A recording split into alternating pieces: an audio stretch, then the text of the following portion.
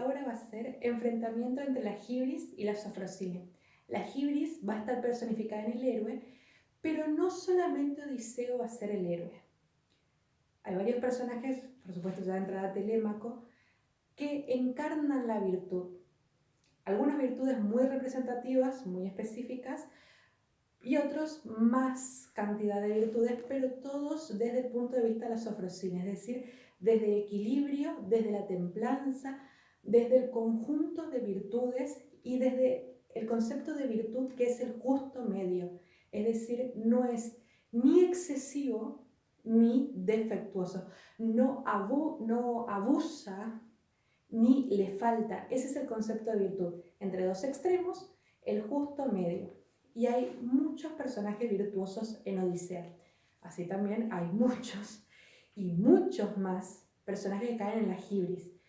Pero acá no va a ser una hibris como la de Aquiles, que tenemos la soberbia, la cólera, sino que los personajes van a caer en excesos, en vicios, por supuesto en la hibris, pero van a tener como matices específicos.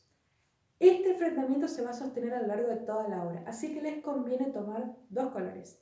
Un color para todos los ejemplos de Sofrosine que tenga el texto y un color para todos los ejemplos o casos de la hibris que se enfrenten. Y la idea es llevar adelante el texto hasta ver cómo constantemente uno se enfrenta a la hibris y finalmente ver cómo logra triunfar la Sofrosine. Por otra parte, ese enfrentamiento que tiene Odiseo, que tiene el héroe en general contra la hibris, se da desde el plano personal, desde la diferencia de opiniones, podríamos decir, de algo muy cercano, hasta el plano político. Se considera que, así como decía que Ilíada era la obra de, supuestamente, el momento de juventud de Homero, la exaltación de la guerra, esta es quizás la obra de la vejez, que viene después, y se reflexiona ya sobre momentos de la política, de la monarquía, se dirige a los reyes, se dirige al pueblo, se dirige a lo social. De hecho, estos temas no podían abordarse mucho en un campamento de una guerra, pero en este caso sí, sobre todo porque la acción final sucede en el palacio. Entonces, esta obra también reflexiona, porque habíamos dicho que la hibris tiene consecuencias sociales. No es solamente la consecuencia de lo cercano, puede tener esas consecuencias a nivel macro, a nivel sociedad. Y la idea de cómo el héroe también puede sostener una sociedad equilibrada es muy importante en Odisea, porque nos demuestra que el rol fundamental que tiene el rey, la responsabilidad que tiene, ¿por qué Odiseo vuelve? Porque es responsable de su patria.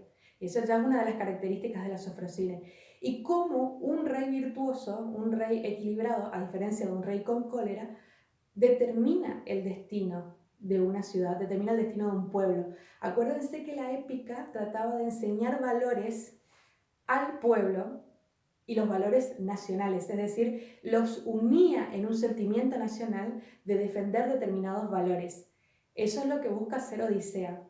Y los une desde esta responsabilidad social, no los une desde simplemente la exaltación de la guerra y la juventud, los une desde la reflexión de participar mejor de la sociedad.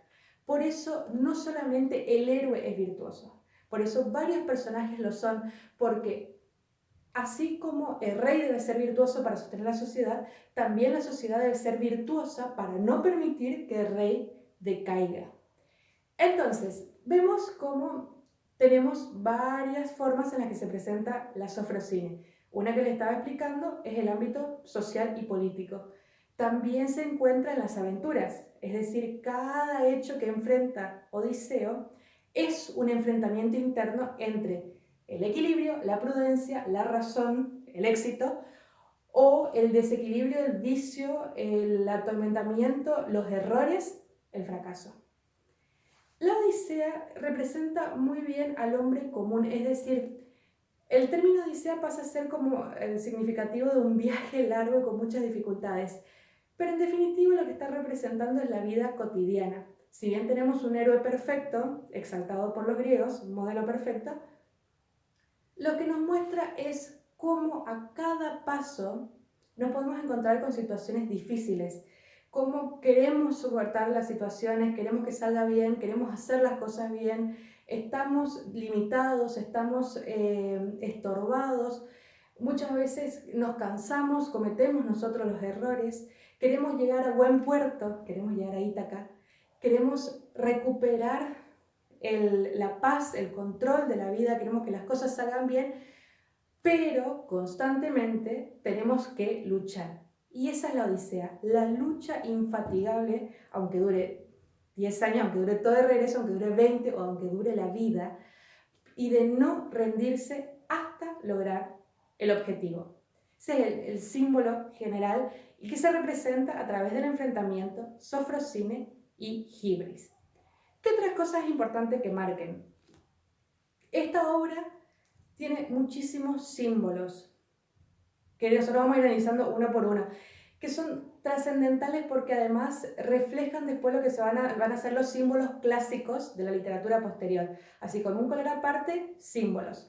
Y tiene muchos mitos intercalados, muchos más que en Ilíada. En Ilíada, si ustedes recordarán un momento, Aquiles cuenta lo que su madre le había dicho sobre la profecía, si iba o no iba a Troya.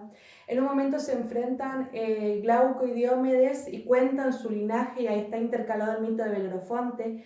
Pero en Odisea son muchos más los mitos intercalados. Y todos van con este mismo sentido, de comparar a los personajes que buscan este objetivo común, de ver qué personajes están en la Hibris y qué personajes están en la Sofrosina. Yo les voy a mencionar algunos, espero acordarme de todos, pero son todos mitos que se han estudiado en el colegio y están todos señalados en la guía de lectura. Si los quieren repasar antes de la lectura. ¿Qué mitos intercalados aparecen? Les conviene marcar con un color aparte para no confundirse, porque no son mitos intercalados significa que no son personajes que hagan algo en esta obra con estos personajes, sino son referencias a otros mitos que tienen un significado en particular. Está el mito de Egisto, Agamenón y Clitemnestra, cuando vuelve de la guerra, hay una referencia, pero no participa Agamenón de esta historia. Está una referencia al mito de Filemón y Baucis, pero no aparece en ellos, es una referencia al análisis. Después está el mito de Ares y Afrodita, y Hefesto también podríamos ponerlo. Y después había uno más que quería señalar.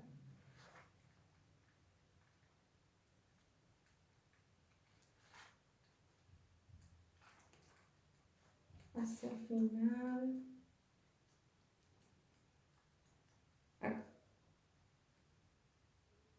Bien, y está recapitulado algunas historias del final de la guerra de Troya, que eso sí pueden repasar el destino de Áyax Telamonio, de Áyax Oileo, de Aquiles, y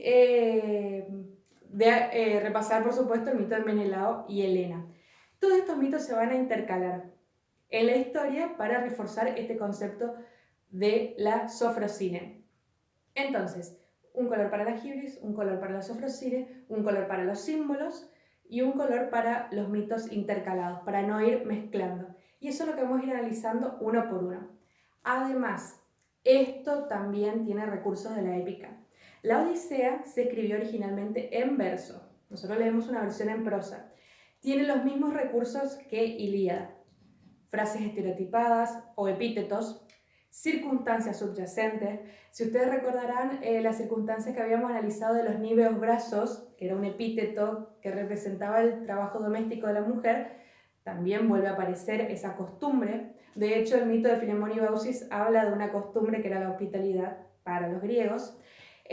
Las descripciones y las comparaciones. Estas aparecen en menor medida que en Ilíada, ya les aviso. Y sí, son muy frecuentes y muy importantes los epítetos. Así que eso también pueden ir señalando. En este caso no tenemos un catálogo de troyanos y aqueos. Son solamente los personajes de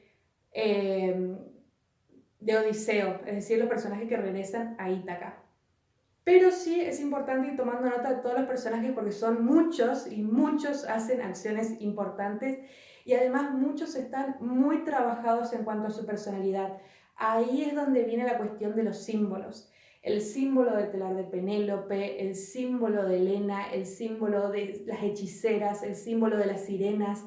Son todas imágenes que han quedado y que han pasado a la literatura y al cine posterior, porque de hecho hasta el día de hoy hay muchas obras que para niños, para adolescentes, muchas películas que se siguen basando y que siguen reformulando algunos conceptos griegos clásicos, y esos conceptos vienen de Odisea, porque en esa obra es donde se sintetizan la mayor cantidad de los mitos.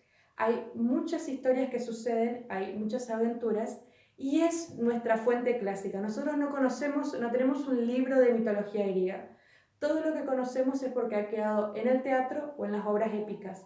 Y en ese sentido, Odisea da muchísimas historias mitológicas. Así que a señalar cómo ha trascendido esa obra hasta nuestra actualidad, en cuanto al contenido de las historias fantásticas y en cuanto al carácter humano que busca la perfección.